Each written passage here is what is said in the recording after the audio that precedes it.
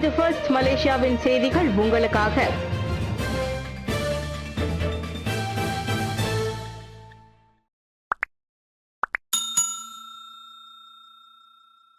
இருபத்தி ஓராயிரத்திற்கும் மேற்பட்ட ஸ்லாங்கூர் அரசு ஊழியர்கள் சம்பள உயர்வு பெறுவார்கள். Datuk Seri Amirudin Shari. சமீபத்தில் மத்திய அரசின் அறிவிப்புக்கு ஏற்ப ஸ்லாங்கூர் மாநிலத்தில் பணிபுரியும் 21,000த்திற்கும் மேற்பட்ட அரசு ஊழியர்களுக்கு புதிய சம்பள உயர்வு விகிதம் அமல்படுத்தப்படும் என மாநில மந்திரி பெசார் டத்தோஸ்ரீ அமீருடின் ஷாரி தெரிவித்திருக்கிறார். எனினும் இந்த அரசு ஊழியர்களுக்கான சம்பள உயர்வு விகிதம் மாநிலத்தின் நிதி கையிருப்பு பொறுத்தே அமையும் என்றும் இன்று நடைபெற்ற மாநில அளவிலான ஜாலூர் கெமிலாங் கொடியேற்றம் நிகழ்ச்சியின் தொடக்க விழாவில் அவர் விளக்கம் அளித்தார். முன்னதாக அரசு ஊழியர்களுக்கான புதிய சம்பள அதிகரிப்பு எதிர்வரும் அக்டோபர் மாதம் 2025ஆம் ஆண்டிற்கான வரவு செலவு திட்டம் சமர்ப்பிக்கப்படுவதற்கு முன்னரே அறிவிக்கப்படும் என ஊடகங்கள் தகவல் வெளியிட்டிருந்தன. இதனிடையே கடந்த 2013ஆம் ஆண்டு 13% அரசு ஊழியர் சம்பள உயர்வு அறிவிப்புக்கு பிறகு கடந்த மே 1ஆம் தேதி நாட்டின் பிரதமர் டத்தோஸ்ரீ அன்வார் இப்ராஹிமின் அறிவித்தே சம்பள மாற்றம் நாட்டின் வரலாற்றில் மிக அதிகம் என்பது குறிப்பிடத்தக்கது. ஜொஹூர் மாநிலத்தின் தமிழ் ஆசிரியர்களுக்கான கற்றல் கற்பித்தல் செயற்கை நுண்ணறிவு பயிலரங்கு. கல்வி அறிவு மட்டுமின்றி செயற்கை நுண்ணறிவு ஆற்றல் கொண்ட இந்திய மாணவர்களையும் உருவாக்க வேண்டும் என்ற நோக்கில் தமிழ் ஆசிரியர்களுக்கான கற்றல் கற்பித்தல் செயற்கை நுண்ணறிவு எனும் பயிலரங்கு ஜொஹூரில் நடைபெற்றது. கடந்த ஆகஸ்ட் 3ஆம் தேதி ஜொஹூர் தமிழ் கல்வியாளர் மாநாடு இயக்கத்தின் ஏற்பாட்டில் நடைபெற்ற அப்பயிலரங்கில் 260 ஆசிரியர்கள் கலந்து கொண்டனர்.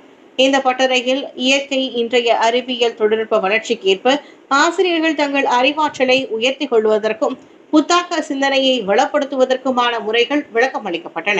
இந்நிகழ்ச்சியில் சிறப்பு விருந்தினராக காக்கும் கரங்கள் இயக்கத்தின் தலைவரும் தொழிலதிபரும் ஆகிய இளங்கோ டங்கா வட்டார நகராண்மை கழக உறுப்பினரும் புலாய் தொகுதி மாய்கா தலைவருமான பன்னீர்செல்வம், சிங்கப்பூர் கல்வி அமைச்சை சேர்ந்த மோகன் சுப்பையா, மலேசிய கல்வி அமைச்சின் தொழில்நுட்பத்துறை உதவி இயக்குனர் ஆனந்தன் தர்மன் மற்றும் பல்கலைக்கழக விரிவுரையாளர்களும் கலந்து கொண்டனர். பெரிய வெள்ள பேரிடரை குறைக்க தாமன் ஸ்ரீமுடாவில் புதிய நீர் இறைப்பு பம்ப் இயந்திரம் பொருத்தப்பட்டது. ஷாலாம் தாமன் ஸ்ரீமுடாவில் பெரிய அளவிலான வெள்ள பேரிடர் அபாயத்தை குறைப்பதற்காக 3 யூனிட் நீர் இறைப்பு இயந்திர பம்ப் பொருத்தப்பட்டுள்ளது. 2021ஆம் ஆண்டில் பொருத்து தேவை தொடங்கிய 7.1 மில்லியன் ரிங்கிட் செலவிலான அந்த பம்ப் இயந்திரம் இதற்கு முன் இருந்ததை விட 5 மடங்கு வேகத்தில் உள்ள நீர் வெளியேற்றும் ஆற்றல் கொண்டுள்ளது. தாமன் ஸ்ரீமுடா தற்பொழுது தாழ்வான பகுதியாக இருப்பதால் கடும் மழையின் போது அதிகமான நீரோட்டத்தை எதிர்நோக்குகிறது. இதனை கருத்தில் கொண்டு மாநில அளவிலான வெள்ள தடுப்பு நடவடிக்கையாக வெள்ள நீரை விரைந்து அகற்றுவதற்கான புதிய நீர் இறைப்பு இயந்திரம் பொருத்தப்பட்டுள்ளதாக ஸ்லாங்கூர் அடிப்படை வசதி மற்றும் விவசாயத்துறைக்கு பொறுப்பு வகிக்கும் ஆட்சிக்குழு உறுப்பினர் பொறியியலாளர் இஷாம் ஹாசிம் தெரிவித்தார். அந்த நீர் இறைப்பு இயந்திர பம்ப் மிகவும் விரைவாக செயல்படுவதுடன் அதில் குப்பைகள் சிக்கிக்கொள்ளாமல் நீண்ட கால அடிப்படையில் செயல்படுவதற்கு பொருத்தமான ஒன்றாக இருப்பதாக அவர் கூறினார். இந்த புதிய நீர் இறைப்பு இயந்திர பம்ப் பொருத்தப்பட்ட நிகழ்வில் கலந்து கொண்டு உரையாற்றும் போது அவர் இத்தகவலை வெளியிட்டார். இந்த நிகழ்ச்சியில் கொத்தராஜா நாடாளுமன்ற உறுப்பினரும் விவசாய மற்றும் உணவு உத்தரவாத அமைச்சருமான முகமது ஷாபுவும் கலந்து கொண்டார். கடந்த 2021ஆம் ஆண்டு டிசம்பர் மாதம் ஷாலாம் செக்ஷன் 25இல் உள்ள தாமன் ஸ்ரீமுடா கடுமையான வெள்ளத்தில் பாதிக்கப்பட்டது. கோத்தகினபாலுவில் 6,67,729 ரிங்கிட் போதைப்பொருள் பறிமுதல், 20 கைது. போதைப்பொருள் கடத்தலில் ஈடுபட்டதாக சந்தேகிக்கப்படும் 2 இளைஞர்களை கைது செய்த சுங்கத்துறை அதிகாரிகள் 6,67,729 ரிங்கிட் மதிப்புடைய 20 கிலோவுக்கும் மேற்பட்ட ஷாவு போதைப் பொருளை பறிமுதல் செய்தனர். தீபகற்ப மலேசியாவை சேர்ந்த அந்த 2 இளைஞர்களும் போதைப் பொருளுடன் தனித்தனியாக விமானத்தின் மூலம் கோத்தகினபாலு சென்றடைந்ததாக நம்பப்படுகிறது. 18 மற்றும் 29 வயதுடைய அந்த 2 ஆடவர்களும் விமான நிலையத்திலிருந்து வெளியேறுவதற்கு முன்னதாக கைது செய்யப்பட்டதாக சபா சுங்கத்துறை உதவி இயக்குனர் சித்திமாங் தெரிவித்தார். முதல் சந்தேக பேர் வழி நண்பகல் 12:30 மணி அளவில் தாவோ விமான நிலையத்தில் கைது செய்யப்பட்ட வேளையில் 2வது சந்தேக பேர் வழி நண்பகல் 1:30 மணி அளவில் கோத்தகினபாலு விமான நிலையத்தில் இருந்து வெளியேற முற்பட்ட போது கைது செய்யப்பட்டதாக அவர் கூறினார். 1952ஆம் ஆண்டின் அபாயகரமான போதைப்பொருள் சட்டத்தின் கீழ் அந்த இருவரும் விசாரணைக்காக தடுத்து வைக்கப்பட்டுள்ளனர். டெலிகிராம் மூலம் தொழிற்சாலை வேலையில் இருந்து ஓய்வு பெற்ற 57 வயது பெண்ணிடம் 1,17,000 ரிங்கிட் மோசடி. டெலிகிராம் சமூக வலைதளம் மூலம் தொடர்பு கொண்ட ஆடவன் ஒருவன் தொழிற்சாலை வேலையில் இருந்து ஓய்வு பெற்ற 57 வயது பெண்மணியை 1,70,000 ரிங்கிட் மோசடி செய்துள்ளார். இல்லாத ASNB மலேசிய முதலீடு திட்டத்தின் பெயரை சொல்லி தம்மை அந்த மோசடி பேர் வழி ஏமாற்றி உள்ளது குறித்து பாதிக்கப்பட்ட பெண் போலீசில் புகார் செய்திருப்பதாக டைப்பிங் OCPD துணை கமிஷனர் முகமது நசீர் இஸ்மாயில் தெரிவித்தார். ஜூலை 16ஆம் தேதி டெலிகிராம் சாட்டில் அந்த முதலீடு திட்டம் விளம்பரப்படுத்தப்பட்டதை கண்டதாக அந்த பெண் தனது புகாரில் தெரிவித்துள்ளார். வெறும் 1,500 ரிங்கிட் முதலீடு செய்தால் அந்த திட்டத்தில் 75,000 ரிங்கிட் வரை லாபம் வழங்கப்படும் என்று வாக்குறுதி வழங்கப்பட்டதோடு முதலீடு செய்யப்பட்ட முதல் 3 அல்லது 6 மணி நேரத்தில் லாப ஈவுத்தொகை வங்கி கணக்கில் வரவு வைக்கப்படும் என்றும் தெரிவிக்கப்பட்டுள்ளது. இதை நம்பி அந்த பெண் ஜூலை 16ஆம் தேதிக்கும் ஜூலை 22ஆம் தேதிக்கும் இடையே 117 1,17,375 ரிங்கிட் பணத்தை 9 வெவ்வேறு வங்கி கணக்கில் பட்டுவாடா செய்துள்ளார். வாக்குறுதி அளிக்கப்பட்டதை போல் லாப ஈவுத்தொகை கிடைக்கவில்லை என்பதோடு செலுத்திய மூலதன தொகையையும் மீட்க முடியாத நிலையில் அந்த பெண்மணி போலீசில் புகார் செய்திருப்பதாக முகமது நசீர் இஸ்மாயில் தெரிவித்தார். 8 குற்றப்பதிவுகளை கொண்ட பலே ஆசாமி வைரலான உழுதுராம் சலவை எந்திர திருட்டில் போலீசிடம் சிக்கினார். ஏற்கனவே 8 குற்றப்பதிவுகளை கொண்டிருந்த ஒரு ஆடவன் ஜொகூர் உளுதிராமில் சலவை எந்திர திருட்டில் போலீசிடம் சிக்கியுள்ளார். தாமான் டேசா செமர்லாங்கில் சனிக்கிழமை பிற்பகல் 1:30 மணிக்கு அச்சம்பவம் நிகழ்ந்தது. சலவை கடையின் உரிமையாளரான 33 வயது பெண் கொடுத்த புகாரையே அதைத் தொடர்ந்து போலீஸ் விரைந்து செயல்பட்டு அவ்வாடவனை பிடித்தது. சம்பவத்தன்று இரவு 11 மணி வாக்கில் சிக்கிய 23 வயது அவ்விளைஞனிடம் இருந்து பெரடுவா அக்சியா காரையும் ஒரு சலவை எந்திரத்தையும் போலீஸ் பறிமுதல் செய்தது. சந்தேக நபர் விசாரணைக்காக 4 நாட்கள் தடுத்து வைக்கப்பட்டுள்ளார். மின்சார பெட்டி பொருட்களை விற்கும் கடையின் பக்கத்தில் நிறுத்தி வைக்கப்பட்டிருந்த அக்சியா காரின் பின்பகுதியில் 2 ஆடவர்கள் சலவை எந்திரத்தை நுழைக்க முயலும் 6 வினாடி வீடியோ முன்னதாக வைரலானது குறிப்பிடத்தக்கது. அலோஸ்டாரில் பாட்டியிடம் நூதன நகை திருட்டு, போலீஸ் திருடனுக்கு வலைவீச்சு. அலோஸ்டார் கிளினிக் ஒன்றில் மருந்துகள் எடுக்க காத்திருந்த பாட்டியிடம் கைவரிசையை காட்டியுள்ளான் திருடன் ஒருவன்.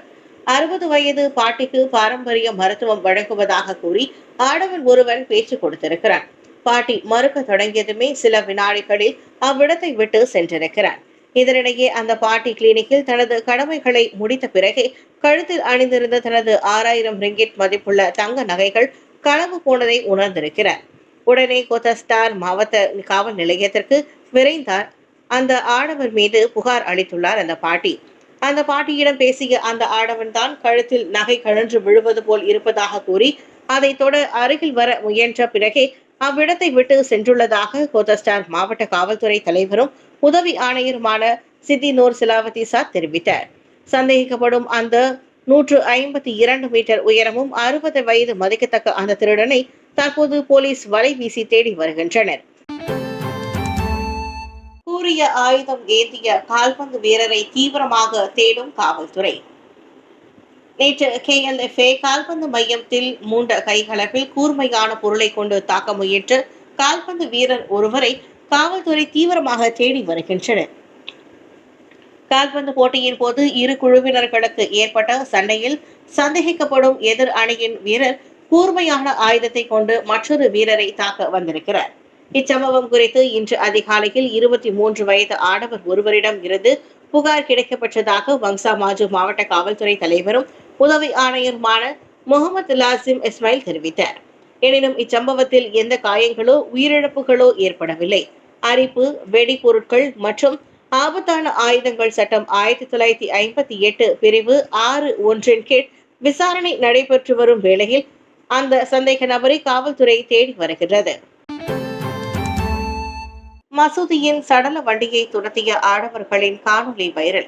தவறான புரிதலே காரணம் என காவல்துறை கருத்து.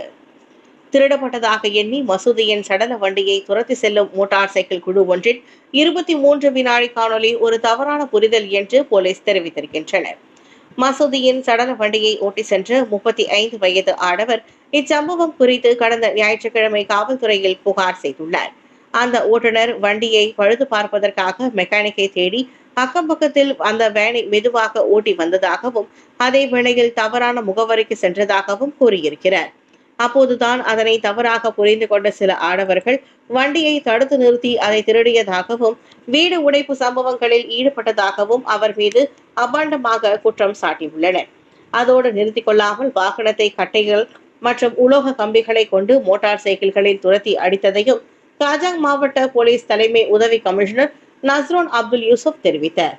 வைரலான அந்த காணொலியையும் ஆய்வு செய்த போலீஸ் விசாரணையில் அந்த ஓட்டுநர் மீது குற்றப்பதிவுகள் இல்லாததையும் உறுதி செய்திருக்கின்றனர். கிளானில் சட்டவிரோத மோட்டார் சைக்கிள் ஓட்டுநர்களுக்கு இடையே விபத்து. நேற்றிரவு கிளானில் சட்டவிரோத மோட்டார் சைக்கிள் ஓட்ட பந்தயத்தில் ஈடுபட்டவர்கள் விபத்தில் சிக்கிய 17 வினாடி காணொலி தற்போது பரவலாக வைரலாகி வருகிறது. சமூக வலைதளத்தில் வைரலாகுவதற்கு முன்பாகவே பதிவான அக்காணொலியில் 2 சட்டவிரோத மோட்டார் சைக்கிள்கள் மோதி ஓட்டுநர்களுடன் பயணித்தவர்களும் சாலையில் விழுந்து கிடப்பதை அக்காணொலியில் காண முடிகிறது. வேக கட்டுப்பாட்டை மீறி பாய்ந்து நெடுஞ்சாலையில் ஓட்டி வந்த அந்த மோட்டார் ஓட்டுநர்கள் மோதி விபத்துக்குள்ளானதும் மற்ற மோட்டார் சைக்கிள் ஓட்டுநர்களும் அவர்களை சுற்றி நடு சாலையில் நின்று கொண்டிருந்ததும் அந்த காணொலியில் பதிவாகி இருக்கிறது. வங்காளதேசத்தில் வெடித்துள்ள புதிய கலவரங்களில் 91 பேர் பலி, காலவரையற்ற ஊரடங்கு தொடர்கிறது. வங்காளதேச பிரதமர் ஷேக் ஹசீனா வாஜித் பதவி விலக கோரி தலைநகர் டாக்காவில் வெடித்துள்ள புதிய ஆர்ப்பாட்டங்களில் மட்டுமே இதுவரை 91 பேர் உயிரிழந்துள்ளனர். மேலும் நூற்றுக்கணக்கானோர் காயமடைந்தனர்.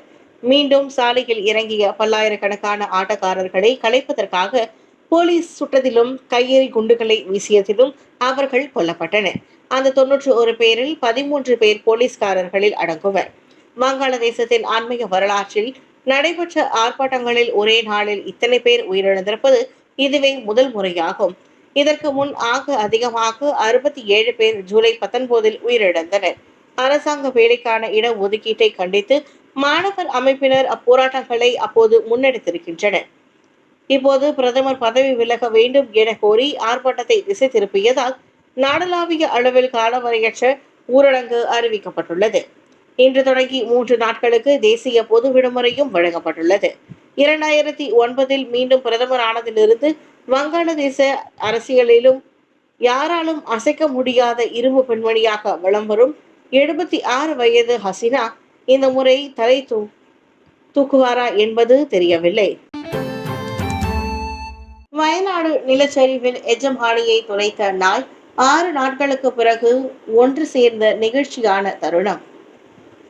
இந்தியா கேரளாவின் வயநாட்டில் ஏற்பட்ட மிக மோசமான நிலச்சரிவில் தனது எஜமானரை தொலைத்த நாய் 6 நாட்களுக்கு பிறகு ஒன்று சேர்ந்துள்ளது. 6 நாட்களாக கவலை தோய்த்த முகத்துடனும் சலனத்துடனும் கலக்கத்துடனும் நிலச்சரிவு பகுதிகளை அந்நாய் சுற்றி வந்தது.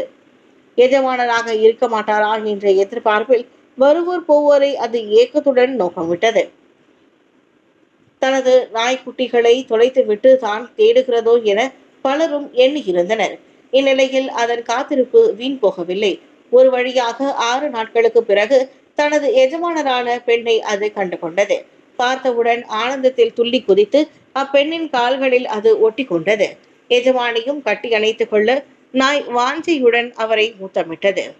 உரிமையாளருடன் நாய் மீண்டும் சேர்ந்த வீடியோ வைரலாகி பார்ப்போரின் மனதை நெகிழ வைக்கிறது.